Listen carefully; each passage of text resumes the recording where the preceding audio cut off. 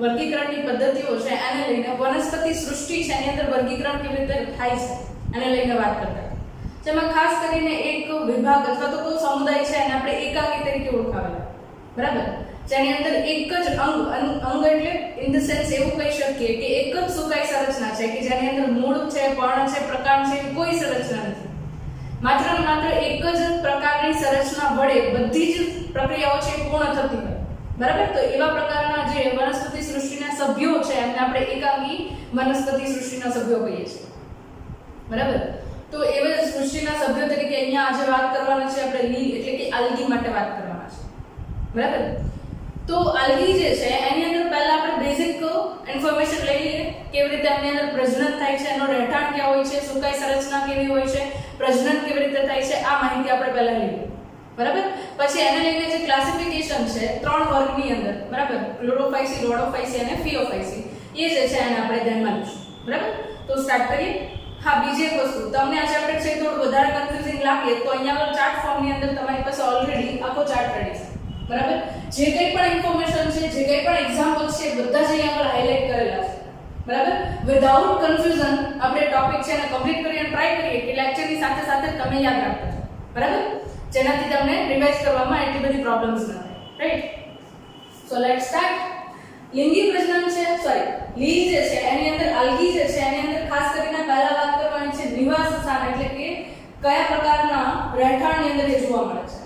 તો કે મોટાભાગે લીલ છે એની લાક્ષણિકતા છે કે ભેજયુક્ત વાતાવરણ હોય ત્યાં આપણે પોતાનો વિકાસ કરી શકીએ છીએ, બરાબર. તો ભેજયુક્ત વાતાવરણની અંદર લીલ જોવા મળશે. ખાસ કરીને ચોમાસાનો સમયગાળો હોય ત્યારે આપણે જોઈએ છે કે જે જગ્યાએ વધારે ભેજ કે પાણીનું પ્રમાણ હશે ત્યાં બધે જ આપણને લીલ જોવા મળશે, બરાબર. એક છતનો વિસ્તાર હોય કે કન્ટિન્યુઅસલી એસીની પાઇપમાંથી પાણી પડતું હોય તો એની નીચેનો એરિયા છે તો ત્યાં આગળ પણ તમને લીલ જોવા મળશે. છતનો એરિયા છે કે જ્યાં કન્ટિન્યુઅસલી તમને વોટર લીકેજ થતું જોવા મળે છે તો ત્યાં આગળ પણ લીલ થયેલી જોવા મળશે. બટ એની કેરેક્ટરિસ્ટિક છે જેવી સમર આવશે, ઉનાળો આવશે એટલે તરત જ એ બધી જગ્યાએથી લીલ છે જતી રહેશે, કારણ કે એ એટલી ગરમ પરિસ્થિતિ છે એની અંદર પોતાનું જીવન ટકાવી શકતા નથી, રાઈટ. તો વાત કરીએ આગળ. ખાસ કરીને લીલ જે છે આપણને ખારા પાણીમાં અને મીઠા પાણીમાં એટલે કે દરિયાઈ વિસ્તાર હોય એમાં અને મીઠા પાણીની અંદર જોઈએ તો સમુદ્ર તળાવ છે, નદી છે, ઝરણા છે મીઠા પાણીના, બરાબર. તો ત્યાં આગળ તમને એ જોવા મળશે. ઓબ્વિયસલી આપણે એ એરિયાની અંદર વિઝિટ કરેલી હોય તો ત્યાં આગળ આપણને લીલ જોવા મળે છે, બરાબર. આના ઉપરાંત તમે જુઓ તો જમીન ઉપર અને લાકડા પર ભેજવાળી જગ્યા છે તો બધે જ જોવા મળશે. પથ્થરો પર પણ ઘણીવાર જોવા મળે છે. નદી કિનારે આપણે જોઈએ, બરાબર, તો ત્યાં આગળ પથ્થર હોય તો ત્યાં આગળ લીલ છે પુષ્કળ પ્રમાણમાં જોવા મળશે. આના ઉપરાંત લીલ જે છે સહજીવનની તબક્કામાંથી પસાર થાય છે, જે ફૂગ સાથે લાઇકેન તરીકે વસવાટ ધરાવે છે એ આપણને આઈડિયા છે, બરાબર. આ જે છે એ લાઇકેન તરીકેની છે અને સહજીવન ક્યારે કહીએ છીએ જ્યારે લીલ અને ફૂગ બંનેને ફાયદો થાય છે. ઓલરેડી લાઇકેન છે ચેપ્ટર નંબર 2 ની અંદર આપણે સમજી ચૂક્યા છીએ થોડા ઘણા પ્રમાણની અંદર, એટલે બધા ડિસ્કશન નહીં કરીએ. ફૂગ અને લીલ બંને એકબીજાની સાથે સહજીવનથી જીવન પૂર્ણ કરે છે જેને લાઇકેન તરીકે ઓળખવામાં આવે છે. અને બીજી વાત કરીએ તો પહાડી રીંછ, બરાબર, જે પહાડી એરિયામાં રીંછ જોવા મળે છે તો એમના શરીર પર પણ લીલ છે ઘણા બધા પ્રમાણની અંદર વસવાટ કરતી જોવા મળે છે. તો ખાસ કરીને જેટલા પણ પોસિબલ હોય એવા રહેઠાણ જે છે એ આપણે ડિસ્કસ કરી લીધા, રાઈટ. બીજું જોવાનું છે સુકાઈ સંરચના. હવે એમાં તમને બહુ બધી વિવિધતા જોવા મળશે. ઘણી બધી લીલ છે એક કોષીય છે અને એકાંકી વસાહત ધરાવે છે, અથવા તો એવું કહું કે છૂટી રહે છે, એ કોઈ પણ જૂથમાં રહેતી નથી, બરાબર. ફોર એક્ઝામ્પલ ક્લેમિડોમોનાસ છે તો એના કોષો જે છે આવી રીતે તમને છૂટા હોય એવું જોવા મળશે. આ પ્રકારે તમને એની સંરચના છે ક્લેમિડોમોનાસના કોષોની અંદર જોવા મળશે, બરાબર, એકલા હોય, બરાબર. જ્યારે વોલ્વોક્સ જે છે એ તમે જુઓ તો આવી રીતે આખી વસાહત હોય જેની અંદર ઘણા બધા કોષો જે છે એકબીજા સાથે જોડાઈને વસવાટ ધરાવતા હોય છે, બરાબર.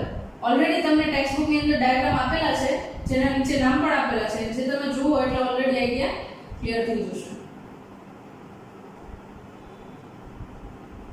બરાબર. આ રીતે તમને વોલ્વોક્સ જે છે એ વસાહતની અંદર જોવા મળે. વસાહત કોને કહીએ તો કે જ્યારે એક એરિયાની અંદર ઘણા બધા કોષો છે, કારણ કે લીલ જે છે મોટા ભાગે તમને એક કોષીય સજીવ સ્વરૂપે જોવા મળશે, પણ એવા એક કોષીય સજીવો છે જ્યારે એકબીજા સાથે રહેઠાણ બનાવે છે, ચોક્કસ રીતે આવું કોલોની બનાવે છે, ત્યારે એને શું કહીએ છીએ આપણે વસાહત લીલ કહીએ છીએ.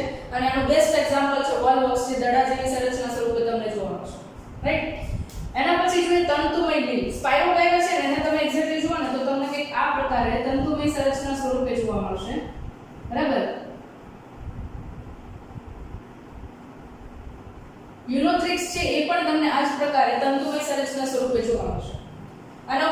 વિરાટ વનસ્પતિ દેહ સ્વરૂપે દરિયાઈ ઘાસ સી કેલ્પ તરીકે ઓળખવામાં આવે છે. તમે દરિયાની અંદર અમુક ડીપ સી એટલે કે ઊંડો દરિયાઈ વિસ્તાર છે ત્યાં આગળ જુઓ ને તો લગભગ 100 મીટર જેટલી લાંબી એની લતાઓ અથવા તો શાખાઓ છે એ લંબાયેલી હોય, પણ એક્ઝેક્ટલી એ લીલ છે, કોઈ વનસ્પતિ નથી, પણ એટલા વધારે વિશાળ પ્રમાણની અંદર એ વિકસિત થયેલી હોય છે. બરાબર, જેને આપણે દરિયાઈ ઘાસ કે સી કેલ્પ તરીકે ઓળખીએ છીએ, જેને વિરાટ વનસ્પતિ દેહ તરીકે ઓળખવામાં આવે છે. રાઈટ, તો આ જે છે લીલને લઈને સુકાઈ અને રહેઠાણ માટે વાત કરીએ. હવે પ્રજનન પદ્ધતિ જોઈએ જે થોડી તમને જટિલ લાગશે, બટ એને એક્ઝામ્પલ સાથે યાદ રાખશો ને તો એકદમ ઈઝી થઈ જશે અને યાદ રાખવામાં એટલી બધી તકલીફ નહીં પડે. રાઈટ, તો વાત કરીએ પ્રજનન પદ્ધતિ છે એ કોઈ પણ વનસ્પતિ કે સજીવ માટે જોઈએ તો એની અંદર શું હોય તો કે એક સજીવ છે પોતાના જેવો કે પોતાનાથી થોડા અલગતા ધરાવતા હોય એવા લક્ષણો સાથે સજીવ ઉત્પન્ન કરે તો એને પ્રજનન કહેવાય. રાઈટ, તો એ પદ્ધતિની અંદર તમે જુઓ તો વાનસ્પતિક પ્રજનન જે છે એમાં ખાસ કરીને એક પદ્ધતિ ખૂબ વધારે પ્રમાણમાં જોવા મળે છે, લીલમાં છે અવખંડન પદ્ધતિ. વધારે ડિટેલ મારે નહીં કહેવું પડે, ચેપ્ટર નંબર 1 ની અંદર આપણે જોઈ ગયા છે, છતાં પણ જોઈએ. ફોર એક્ઝામ્પલ આ સ્પાયરોગાયરા છે એનો તંતુ છે. બરાબર, આ સ્પાયરોગાયરાનો તંતુ છે એ કોઈ કારણસર આવી રીતે બ્રેક થઈ જાય છે, ટુકડાઓની અંદર વિભાજિત થઈ જાય છે. તો આ એક તંતુ છે ને એક્ઝામ્પલના ફોર્મની અંદર લઈએ તો એ તંતુ છે આખું નવો સુકાઈ સંરચના છે નિર્માણ કરવાની ક્ષમતા ધરાવે છે. તો એવી જ રીતે અહીંયા આપણે જેટલા ખંડો છે નિર્માણ પામેલા છે બધા જ ખંડો છે એમાંથી નવી લીલ છે એનું નિર્માણ થઈ શકે છે. અને આ પ્રકારે જ્યારે લીલની અંદર પ્રજનન જોવા મળે છે અથવા તો સજીવોની અંદર ખંડમાંથી આખા સજીવનું નિર્માણ થતું જોવા મળે ત્યારે એને અવખંડન પ્રજનન પદ્ધતિ કહેવાય છે, જે મુખ્યત્વે વનસ્પતિ પ્રજનન તરીકે ઓળખાય છે. બરાબર, બીજું જે છે એ અલિંગી પ્રજનન પદ્ધતિ છે. હવે અલિંગી પ્રજનન પદ્ધતિ છે એની અંદર ખાસ માત્ર એક જ સજીવો વડે બીજાણુઓ ઉત્પન્ન કરવામાં આવે છે. બરાબર, બીજાણુઓને થોડા ઘણા પ્રમાણની અંદર તમે બીજની સાથે કમ્પેર કરી શકો. ફોર એક્ઝામ્પલ ચણો છે, બરાબર, તો એને આપણે જમીનની અંદર વાવશું એટલે એમાંથી છોડ ઉગશે. બરાબર, આખી નવી વનસ્પતિ છે એ નિર્માણ પામશે. તો એ જ પ્રકારે અહીંયા આગળ એવું સમજવાનું છે કે કોઈ પણ લીલ છે એનો માઇક્રોસ્કોપિક બીજાણુ છે. બરાબર, એટલે કે જેને નરી આંખે કદાચ આપણે જોઈ શકતા નથી એવા પ્રકારનો બીજાણુ છે એ અનુકૂળ પરિસ્થિતિની અંદર પૂરેપૂરી લીલનું નિર્માણ કરી શકે છે. બરાબર, અને આવા બીજાણુઓ છે એ ઘણા બધા પ્રકારના હોઈ શકે. ઘણીવાર બીજાણુઓ છે એ ચલિત પ્રકારના એટલે કે કશા ધરાવતા હોય એવા બીજાણુઓ હોઈ શકે. ફોર એક્ઝામ્પલ ક્લેમિડોમોનાસ છે તો એમના બીજાણુઓ છે એ કશાયુક્ત હોય છે, જે પાણીના માધ્યમ દ્વારા કશાની મૂવમેન્ટ દ્વારા એક જગ્યાએથી બીજી જગ્યાએ હલનચલન કરે છે અને ચોક્કસ પ્રકારનું ફેવરેબલ સ્થાન મળે તો ત્યાં આગળ પાછો નવો સજીવ લીલ તરીકે ઉત્પન્ન કરે છે. બરાબર, તો ચલિત કે અચલિત કોઈ પણ પ્રકારના બીજાણુ હોઈ શકે. લીલની જાતિ ઉપર આધાર રાખે છે, કેવા પર્યાવરણની અંદર એ વસવાટ ધરાવે છે તો એના ઉપર આધાર રાખે છે. રાઈટ, નેક્સ્ટ એના પછી જોઈએ તો લિંગી પ્રજનન પદ્ધતિ છે. મુખ્યત્વે એને 3 ભાગની અંદર આપણે વહેંચીએ છીએ. બરાબર, આ બે આમ જોઈએ તો સેમ જ છે, પણ એક્ઝામ્પલ યાદ રાખવામાં સરળતા રહે એટલા માટે 3 પાર્ટની અંદર મેં ડિવાઇડ કર્યું. બરાબર, એક છે સમજન્યુ, બીજું છે વિષમજન્યુ અને અંડજન્યુ. હવે જ્યારે લિંગી પ્રજનનની વાત કરીએ છીએ ત્યારે ઓબ્વિયસ છે કે ત્યાં આગળ બે અલગ અલગ સજીવો વડે બે અલગ અલગ પ્રકારના કોષો ઉત્પન્ન થતા હશે, જેના એક છે ને નર બીજાણુ અને બીજાને માદા બીજાણુ તરીકે આપણે ઓળખતા હોઈએ છીએ. બરાબર, જ્યારે લિંગી પ્રજનનની વાત થાય ત્યારે એ વસ્તુ ક્લિયર છે કે એક સજીવ છે ને નર તરીકે આપણે ઓળખીએ છીએ અને બીજા સજીવને માદા તરીકે ઓળખીએ છીએ. જે નર જન્યુ ઉત્પન્ન કરે એને નર કહીશું અને માદા જન્યુ ઉત્પન્ન કરે એને માદા કહીશું. રાઈટ, હવે એ કેવા પ્રકારે જન્યુઓ ઉત્પન્ન કરે છે ને એના આધારે આપણે 3 પ્રકાર છે એની અંદર વિભાજિત કરીએ છીએ. જો નર સજીવ અને માદા સજીવ એટલે કે નર લીલ અને માદા લીલ છે એમના વડે ઉત્પન્ન થતા જન્યુઓ છે બંને કદમાં સમાન છે, બંનેની સંરચના સમાન છે, તો એવા પ્રકારના જન્યુઓ છે એમને સમજન્યુ એટલે કે આઇસોગેમસ તરીકે ઓળખવામાં આવે છે. ગેમસ એટલે શબ્દ યાદ રાખવાનો, ગેમેટ્સ એટલે કે જન્યુઓ, જન્યુઓને લગતું જ્યારે દર્શાવીએ છીએ ત્યારે એને ગેમેટ્સ તરીકે ઓળખવામાં આવે છે. બરાબર, નામ ઉપરથી એક્ઝેક્ટ આઈડિયા આવે છે સમજન્યુ, સમાન પ્રકારના જન્યુઓ બંને છે એટલા માટે એને સમજન્યુઓ કહીએ છીએ. બરાબર છે, હવે સમજન્યુ છે ને એની અંદર પણ 2 પાર્ટીશન લઈ લઈએ જેના કારણે એક્ઝામ્પલ સરળતાથી યાદ રહી જશે. બરાબર, એક છે ચલિત પ્રકારના હોય તો એની અંદર કશા હાજર હશે. બરાબર, ખાસ યાદ રાખવાનું કે કોઈ પણ સજીવ છે એમની અંદર જો જન્યુઓ છે ચલિત પ્રકારના હોય તો મોટા ભાગે એમની અંદર કશા કે પક્ષમ જેવી સંરચના છે હાજર હશે. ફોર એક્ઝામ્પલ આ ક્લેમિડોમોનાસ જે છે એના જે બંને ચલિત જન્યુઓ છે એ દેખાડવામાં આવેલા છે. જે સંરચના જોઈને તમને આઈડિયા આવે છે કે બંને જન્યુઓ કેવા છે, સમાન પ્રકારની સંરચના ધરાવે છે. બરાબર, તો ક્લેમિડોમોનાસ છે એની અમુક પ્રકારની જાતિઓ છે એમની અંદર કશાયુક્ત ચલિત સમજન્યુ ક્વેશ્ચન ની અંદર તમને આવું પણ પૂછાઈ શકે કે કશાયુક્ત ચલિત સમજન્યુઓ છે કોની અંદર જોવા મળે છે, બરાબર? તો તમે આઇસોગેનસ પ્રકારનો કે સમજન્યુક પ્રકારનો ક્લેમિડોમોનાસનું એક્ઝામ્પલ છે એને યાદ કરી શકો છો. બીજું છે અહીંયા આગળ કશાભિન્ન, એટલે એનો મતલબ એવો થયો ને કે અચલિત પ્રકારનું છે. ઓકે, મેન્શન કરી દઈએ. કશાયુક્ત કેવું છે આ? તો કે ચલિત છે, બરાબર? અને કશાભિન્ન અચલિત છે. ઓકે, ઓલરેડી આપણે ચેપ્ટર નંબર 8 ની અંદર the cell unit of life, બરાબર, એની અંદર આપણે જોઈ ગયા છીએ કે કોઈ પણ સજીવ છે એની અંદર કશાની સંરચના કેવા પ્રકારની હોય કે પક્ષમની સંરચના કેવા પ્રકારની હોય, બરાબર? તો અહીંયા કશા જે છે એની સંરચના ઓલરેડી જોઈ ગયા છીએ અને ઉપયોગિતા શું છે એ પણ જોઈ ગયા છે. ખોરાક મેળવવા માટે, પ્રજનન માટે, કોઈ પથ્થર સાથે ચોંટવા માટે આવી અલગ અલગ એની ઉપયોગિતા છે. જે જન્યુઓના નિર્માણમાં અથવા તો પ્રજનનની પ્રક્રિયામાં એક જગ્યાએથી બીજી જગ્યાએ મૂવમેન્ટ કરવા માટે ઉપયોગી છે, બરાબર? તો આ ક્લેમિડોમોનાસ કશાયુક્ત ચલિત સમજન્યુ પ્રકારે પ્રજનનની પદ્ધતિ, લિંગી પ્રજનનની પદ્ધતિ જોવા મળે છે. બીજું છે અચલિત પ્રકારના કશાભિન્ન. અચલિત કે એટલે આઈડિયા છે કે એની અંદર કશા કે પક્ષમાં કોઈ પણ પ્રકારની સંરચના હશે. આવા બીજાણુઓ છે એ સમજન્યુ પ્રકારના છે, બરાબર? બંને બીજાણુઓ કેવા છે? તો કે સમાન પ્રકારના છે, પણ બંને હલનચલન કરી શકતા નથી. એવું તમને સ્પાઇરોગાયરાની અંદર ઉત્પન્ન થતા સમજન્યુઓ છે એની અંદર જોવા મળશે, બરાબર? બીજું એક્ઝામ્પલ છે જેની અંદર આપણે જોઈએ છે વિષમજન્યુ. ઓલરેડી આઈડિયા આવી છે, એક સંરચનાની અંદર સમાનતા જોવા મળતી નથી, બરાબર? ક્લેમિડોમોનાસની અમુક જાતિઓ છે એમની અંદર કશાયુક્ત ચલિત સમજન્યુઓ હોય છે, જ્યારે અમુક જાતિઓ છે એમની અંદર વિષમજન્યુ પ્રકારે એનિસોગેમસ પ્રકારે તમને અહીંયા આગળ બીજાણુઓ છે ઉત્પન્ન થતા જોવા મળે છે. બીજાણુ નહીં, સોરી, જન્યુઓ કહીશું. જન્યુઓ ઉત્પન્ન થતા જોવા મળે છે અને જે પ્રજનનની પ્રક્રિયામાં ભાગ ભજવે છે, રાઈટ? તો એ ક્લેમિડોમોનાસની અંદર વિષમ એટલે સમાન સંરચના ધરાવતા નથી એવા પ્રકારના જન્યુઓ જોવા મળે છે, રાઈટ? છેલ્લું છે અહીંયા આગળ પ્રજનન પદ્ધતિમાં અંડજન્યુ ઉગેમસ પ્રકારનું. તો અંડજન્યુ પ્રકારે અહીંયા જન્યુઓ કેવી રીતે બને છે? તો કે ઉગેમસ પ્રકારની વાત કરીએ ને તો સામાન્ય રીતે મનુષ્યને જે પ્રજનન પદ્ધતિ છે એ જ પ્રકારે તમે અહીંયા આગળ યાદ રાખી શકો. મનુષ્યની અંદર શું હોય? તો કે અંડકોષ એ સાઈઝમાં મોટો હોય અને અચલિત પ્રકારનો હોય. સેમ અહીંયા આગળ જો આપું છું, માદાજન્યુ કદમાં કેવો હોય? મોટો હોય, બરાબર? અને એક જગ્યાએ સ્થાયી છે, તેની અંદર કશા કે પક્ષમાં કોઈ પણ સંરચના નથી, બરાબર? તો અહીંયા આગળ આ માદાજન્યુ હું કહી શકું જે કદની અંદર ઘણો બધો મોટો છે. બીજું છે અહીંયા આગળ ચલિત કદમાં નાના હોય એવા પ્રકારના નરજન્યુ, બરાબર? તો આ જે છે એ ધારો કે માદાજન્યુ છે, તો મારે અહીંયા આગળ નરજન્યુ દર્શાવવો છે તો હું એને કંઈક આવી રીતે દર્શાવીશ, બરાબર? જે કદમાં કેવો છે? એકદમ નાનો છે, કશા ધરાવે છે, મતલબ તો ચલિત છે. એટલે માદાજન્યુ છે એક જગ્યાએ સ્થિત હશે, પણ અલગ અલગ પ્રકારે માધ્યમ દ્વારા નરજન્યુ છે માદાજન્યુ સુધી પહોંચતા તમને જોવા મળશે, બરાબર? તો એ ચલિત પ્રકારના અને કદમાં નાના હોય એવા પ્રકારના નરજન્યુ વડે સ્થાયી અને કદમાં મોટા હોય એવા માદાજન્યુનું ફલન થાય છે અને યુગ્મનજ બને છે. ત્યારબાદ બીજાણુઓનું નિર્માણ થાય છે, રાઈટ? તો આ પ્રકારે ત્રણ અલગ અલગ પદ્ધતિ છે જે લિંગી પ્રજનનની અંદર તમે જુઓ છો. આના ઉપરાંત પ્રજનન પદ્ધતિ છે એની અંદર પણ ત્રણ અલગ અલગ પ્રકાર છે. બધાની અંદર ખાસ તમે લોકો એક્ઝામ્પલ્સ યાદ રાખજો. એક્ઝામ્પલ્સને લઈને કન્ફ્યુઝન ક્રિએટ થશે અને એક્ઝામની અંદર એની અંદર જ માર્ક્સ જશે, બરાબર? એટલે આ વસ્તુ છે એને ખાસ ધ્યાન રાખજો. થર્ડ અથવા તો છેલ્લો પોઈન્ટ કે જે લીલની અંદર સૌથી વધારે ધ્યાનમાં લેવો જેવો હોય, બરાબર?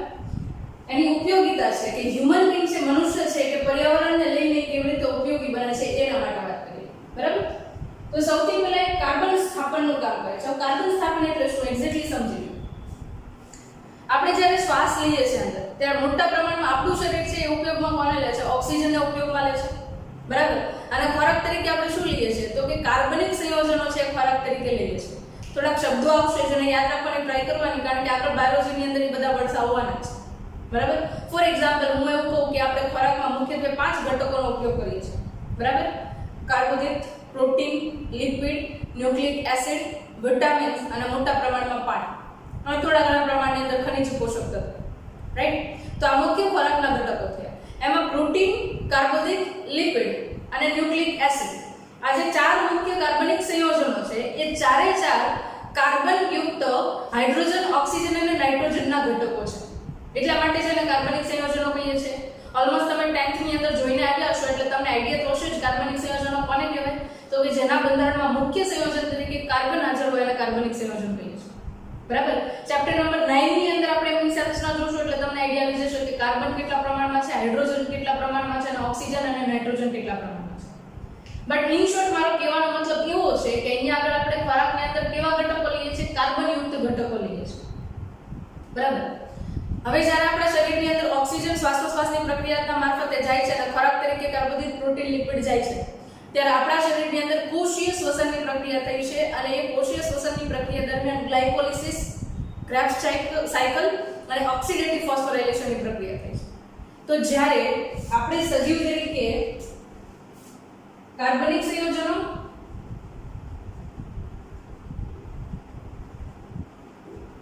અને O2 નો ઉપયોગ કરીએ છીએ અને ઓક્સિડેશનની પ્રક્રિયાના અંતે આપણે શું મેળવીએ છીએ?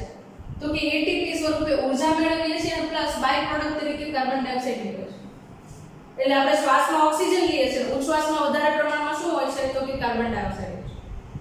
હવે આપણને એક વસ્તુ એ પણ ખબર છે કે જેમ વાતાવરણની અંદર કાર્બન ડાયોક્સાઇડનું પ્રમાણ વધે એમ વાતાવરણની અંદર તાપમાન છે એની અંદર વધારો થાય અને તાપમાનની અંદર સતત વધારો થાય તો એના કારણે ગ્રીન હાઉસ ઇફેક્ટ જેવી પર્યાવરણીય પરિસ્થિતિઓ સર્જાઈ શકે છે. આ ઓલરેડી આઈડિયા છે આપણને, વૈશ્વિક સમસ્યાઓ તરીકે તમે ભણી ચૂક્યા છો, રાઈટ? તો એ પરિસ્થિતિ જે છે એટલે કે વૈશ્વિક સ્તરે કાર્બન ડાયોક્સાઇડ છે એનું પ્રમાણ ઓછું કરવામાં સૌથી વધારે જો ઉપયોગી બનતું હોય ને તો એ કોણ છે? તો કે કાર્બન ડાયોક્સાઇડનું સ્થાપન કરતી હોય એવી લીલ જે છે એ આપણા માટે સૌથી વધારે ઉપયોગી છે. બરાબર. આપણે જોઈએ છે કે પૃથ્વી ઉપર લગભગ 70% જેટલો એરિયા જે છે એ સમુદ્રીય વિસ્તાર છે એના વડે રોકાયેલો છે. બરાબર. અને બાકીનો એ એરિયા 30% બચે છે ને એની અંદર પણ મીઠા પાણીના સ્ત્રોત છે એ બાકી રહેશે અને ગ્લેશિયર્સ આપણે કહીએ છીએ જે બરફાચ્છાદિત પ્રદેશ છે એ બાકી રહેશે. બરાબર. અને બધા જ એરિયાની અંદર લગભગ તમે જુઓ તો બધે તમને આલ્ગી એટલે કે લીલ જોવા મળશે જે પ્રકાશ સંશ્લેષણની પ્રક્રિયા વડે કાર્બન ડાયોક્સાઇડનો ઉપયોગ કરશે અને એ કાર્બન ડાયોક્સાઇડ છે અને ફરીથી કાર્બનિક સંયોજનોની અંદર રૂપાંતરિત કરશે જેને આપણે શું કહીએ છીએ? કાર્બન સ્થાપનની પ્રક્રિયા. અને આ કાર્બન સ્થાપનની પ્રક્રિયા ચેપ્ટર નંબર 13 પ્રકાશ સંશ્લેષણની પ્રક્રિયા, બરાબર, વનસ્પતિની અંદર કેવી રીતે થાય છે, કાર્બન ડાયોક્સાઇડ છે એ ગ્લુકોઝ જેવા કાર્બનિક સંયોજનમાં કેવી રીતે રૂપાંતરિત થાય છે એના માટે આપણે ડિટેલમાં ચર્ચા ત્યાં આગળ કરવાની છે. બરાબર. ચેપ્ટર નંબર 13 ઓલરેડી ચેનલ ઉપર અવેલેબલ છે, તમે જોઈ શકો છો. બરાબર. તો એ આખી પદ્ધતિ છે એ લીલના આધારે છે જે મોટા ભાગે કાર્બન ડાયોક્સાઇડ ફ્રી આપણું વાતાવરણ છે એને જાળવવાનું કામ કરે છે. બરાબર. નેક્સ્ટ બીજો પોઈન્ટ છે પાણીમાં O2 નું પ્રમાણ વધારવું. પાણીમાં અથવા તો કહું આજુબાજુનું જે વાતાવરણ છે એની અંદર ઓક્સિજનનું પ્રમાણ જાળવવું એ પણ એક લીલ જે છે એમની આગવી લાક્ષણિકતા કહી શકાય. કારણ કે જે રીતે આપણે વાતાવરણમાંથી ઓક્સિજન લઈએ છીએ અને કાર્બન ડાયોક્સાઇડ બાય પ્રોડક્ટના ફોર્મમાં બહાર કાઢીએ છીએ એ જ રીતે વનસ્પતિ છે એનું ઊંધું છે. એ શું કરે છે? કાર્બન ડાયોક્સાઇડ વાતાવરણમાંથી લે છે અને બાય પ્રોડક્ટ તરીકે ઓક્સિજન કાઢે છે. એટલે એક પ્રમાણમાં જો તો વનસ્પતિ અને પ્રાણીઓ બંને એકબીજાના સમપોષી છે એવું કહી શકીએ. આપણે કાર્બન ડાયોક્સાઇડ કાઢીએ છીએ, વનસ્પતિ એનો ઉપયોગ કરે છે, વનસ્પતિ ઓક્સિજન છે એ બહાર કાઢે છે અને આપણે એનો ઉપયોગ કરીએ છીએ. એટલે આખી સાયકલ છે એ ચાલે છે. બરાબર. બાયોજીઓલોજિકલ સાયકલ, જૈવિક ચક્ર જે છે આખું એના આપણે જળવાયેલું રહે છે એવું કહીશું. બરાબર. અને મોટા ભાગે પાણીમાં કેમ લખ્યું છે? કારણ કે મોટા ભાગે આપણને ભેજયુક્ત વાતાવરણ હોય ત્યાં આગળ જોવા મળે છે. એટલે પાણીનું અંદર ઓક્સિજનનું પ્રમાણ જાળવવામાં પણ એ ઉપયોગી છે. ઓલમોસ્ટ એક ડિફરન્સ તમને ખબર હોવું જોઈએ કે વાતાવરણની અંદર જે ઓક્સિજનનું પ્રમાણ છે એની કરતાં પાણીની અંદર ઓક્સિજનનું પ્રમાણ છે ઘણું ઓછું હોય છે અને ઓક્સિજન છે ઝડપથી પાણીની અંદર ડિપોઝિટ થઈ શકતો નથી. બરાબર. ઓકે. આગળ ઉપર એના ઉપર પણ આપણે ડિસ્કશન કરીશું. પ્રાથમિક ઉત્પાદકો. પ્રાથમિક ઉત્પાદકો એટલે શું? તમે જુઓ ને તો ઉત્પાદકોના અલગ અલગ સ્તર હોય. બરાબર. પણ એમાં પ્રાથમિક ઉત્પાદકો કેમ કહીએ છીએ? આપણે જોઈએ તો આખી સાયકલ હોય, ફૂડ ચેઇન હોય. બરાબર. ખોરાક શૃંખલા એવું કહી શકીએ આપણે, ફૂડ વેબ, ફૂડ ચેઇન. બરાબર. જેની અંદર એક એક્ઝામ્પલ આપું સિમ્પલી. જમીન ઉપર ઘાસ ઉગે છે. બરાબર. જેનો ઉપયોગ હરણ છે પોતાના ખોરાક તરીકે કરે છે. હરણનો ઉપયોગ સિંહ છે પોતાના ખોરાક તરીકે કરે છે. સિંહ જ્યારે મૃત્યુ પામે છે ત્યારે ગીધ એટલે કે વલ્ચર કહીએ, બરાબર, તો એ ખોરાક તરીકે ઉપયોગ કરે છે. હવે વલ્ચર મૃત્યુ પામે ત્યારે બીજા સજીવો છે એના ઉપર આધાર રાખે છે. વિઘટકો તરીકે બેક્ટેરિયા છે, અલગ અલગ પ્રકારના બીજા સૂક્ષ્મજીવો છે એ એના કાર્બનિક સંયોજનો છે એમને ધૂળની અંદર મિક્સ કરી દેશે. પાછું જે ઘાસ છે એ કાર્બનિક સંયોજનોનો ઉપયોગ કરશે અને એ પાછું આખી સાયકલ છે એ ચાલુ કરશે. તો આ જમીન ઉપરની એક સાયકલ થઈ. તો જ્યારે મારે જલીય પર્યાવરણ છે એની અંદરની આખી ફૂડ ચેઇન જોવી છે તો એની અંદર લીલ જે છે ને પાયાનો એકમ છે એવું કહીશું. લીલ છે એમનો નાની માછલીઓ ખોરાક તરીકે ઉપયોગ કરે છે. એ નાની માછલીઓનો ખોરાક તરીકે મોટી માછલી ઉપયોગ કરશે. મોટી માછલી છે એનો એનાથી ઉપરના સજીવો કે મોટા પક્ષીઓ છે ખોરાક તરીકે ઉપયોગ કરશો, બરાબર. અને એ જ રીતે આખી જલ પર્યાવરણ છે એની અંદરની સાયકલ ચાલે છે. તો જ્યારે લીલ છે એ સૂર્યપ્રકાશમાંની ઉર્જાનો ઉપયોગ કરીને કાર્બનનું સ્થાપન કરશે અને કાર્બનિક સંયોજનો બનાવશે, ત્યારે બીજા સજીવો છે એમનો ઉપયોગ કરી શકશે અને આખી સાયકલ છે ચાલી શકશે, રાઈટ. એટલા માટે લીલ જે છે એમને પાયાના પ્રાથમિક ઉત્પાદકો તરીકે આપણે ઓળખીએ છીએ, રાઈટ. નેક્સ્ટ એના પછી જોઈએ તો અહીંયા આગળ છે પોરફાયરા લેમિનારિયા સર્ગાસન, ખોરાક તરીકે ઉપયોગ છે. લગભગ એની 70 જેટલી જાતિઓ છે અને અલગ અલગ રીતે ખોરાકની અંદર આપણે ઉપયોગમાં લઈએ છીએ, ડાયરેક્ટલી એઝ અ ફૂડ આપણે ખાઈએ છીએ. જે રીતે વનસ્પતિની પ્રોડક્ટ છે, અલગ અલગ પ્રકારના ફ્રૂટ છે આપણે ખોરાક તરીકે લઈએ છીએ, વેજીટેબલ્સને ખોરાક તરીકે લઈએ છીએ, એ જ રીતે અહીંયા આગળ લીલ જે છે એમની 70 જેટલી જાતિઓ છે એમને ખોરાક તરીકે ડાયરેક્ટ ઉપયોગમાં લઈએ છીએ, રાઈટ. એના પછી જોઈએ તો અહીંયા આગળ લાલ લીલ છે જેની અંદર હાઇડ્રોકોલોઇડ્સ, ખાસ કરીને બે એક્ઝામ્પલ્સ યાદ રાખવાના છે, આલ્જીન અને કેરાટીન. હવે આની અંદર ક્વેશ્ચન છે એની અંદર ટ્વિસ્ટ ઘણા બધા થશે.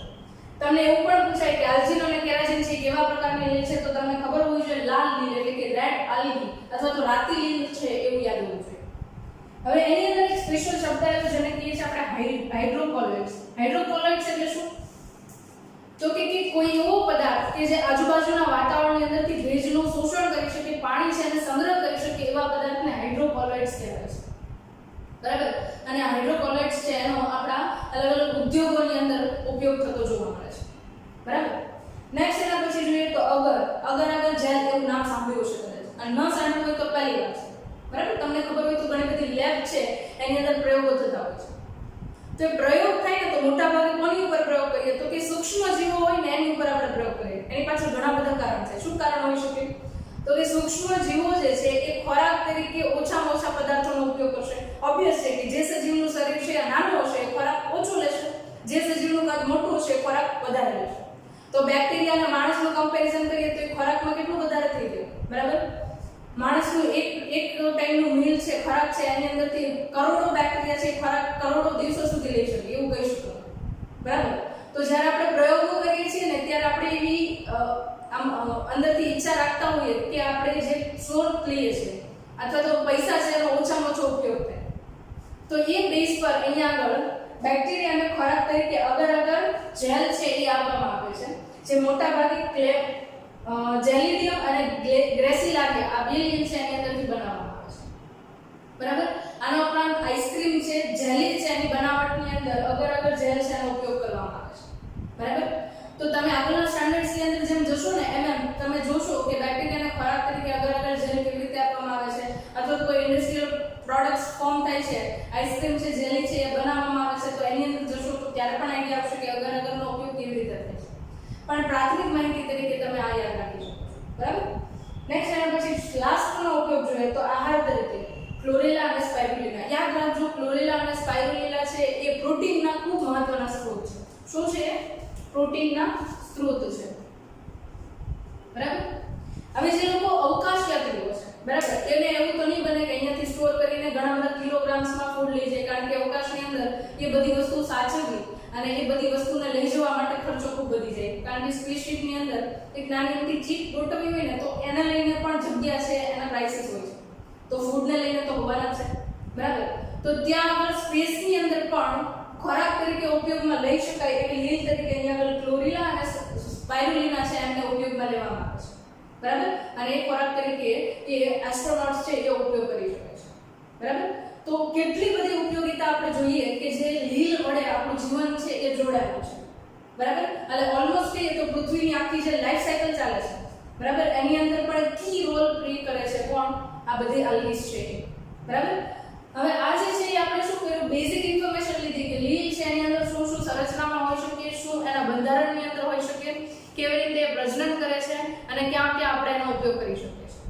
બટ આપણે સ્ટડીના પોઈન્ટ ઓફ વ્યૂથી જોઈએ તો લીલ જે છે એના મુખ્યત્વે આપણે 3 વર્ગની અંદર વિભાજિત કરીએ છીએ, બરાબર. પહેલું છે ક્લોરોફાઇસી, બીજું છે ફિયોફાઇસી અને ત્રીજું છે રોડોફાઇસી, બરાબર. ક્લોરોફાઇસી જે છે એની અંદર લીલી લીલ છે એનો ઉપયોગમાં લઈએ છીએ. જોઈને જેનો કલર આપણને લીલો લાગે ને એને લીલી લીલ કહીશું આપણે, બરાબર. બીજી છે એને બ્રાઉન આલ્ગી અથવા તો કોઈ બદામી લીલ કહીશું, જેનો કલર બદામી દેખાય, બરાબર, એને આપણે બદામી લીલ કહીશું, બ્રાઉન આલ્ગી, બદામી લીલ, બરાબર. અને ત્રીજી જે છે આપણે કહીએ છીએ આપણે રેડ આલ્ગી અથવા તો રોડોફાઇસી વર્ગની લીલ અથવા તો એને કહીશું રાતી લીલ અથવા તો એને લાલ લીલ પણ કહેવામાં રાતો સમુદ્ર છે એ રાતો શા માટે કહીએ છીએ એને? કારણ કે એની અંદર જે લીલ છે, રાતી લીલ છે, જેના કારણે સમુદ્રનું પાણી છે એનો પ્રકાશ આપણને લીલા કલરનો દેખાય છે. પ્રકાશ તો નહીં કે પણ એનું કલર જે છે કેવું દેખાય છે આપણને? લાલ કલરનો દેખાય છે. એટલા માટે એને રાતો સમુદ્ર કહેવામાં આવે છે. બરાબર? તો એ લીલ જે છે એના 3 અલગ અલગ જૂથ થયા જે મોટા ભાગે કલરના આધારે કહીએ છીએ. બરાબર? અને કલર કોના આધારે લીલની અંદર હોય છે? તો કે એમની અંદર જે રંજક કણો છે એમના આધારે. રંજક કણો તમે ચેપ્ટર નંબર 8 ની અંદર જોઈ ચૂક્યા છો. બરાબર? લાલ કલરના રંજક લીલા કલરના રંજક કણ તરીકે ક્લોરોફિલ A B. બરાબર? પીળા માટે ઝાન્થોફિલ, ઓરેન્જ માટે કેરોટીનોઇડ્સ. બરાબર? આવા અલગ અલગ પ્રકારના રંજક દ્રવ્યો છે એના આધારે લીલ છે એનો કલર છે અને એ કલરના આધારે આપણે એને 3 વર્ગની અંદર મુખ્યત્વે વહેંચણી કરીએ છીએ. બરાબર? તો અહીંયા સુધી આ લેક્ચર રાખીએ છીએ. નેક્સ્ટ લેક્ચરની અંદર આપણે લીલ જે છે એમની અંદર કલરના આધારે જે ક્લાસિફિકેશન છે 3 વર્ગ એને આપણે સ્ટડીમાં લઈશું. રાઈટ? કમેન્ટ્સમાં કમેન્ટ કરજો જો તમને કંઈ ડાઉટ હોય તો. બરાબર? નેક્સ્ટ લેક્ચરની અંદર આપણે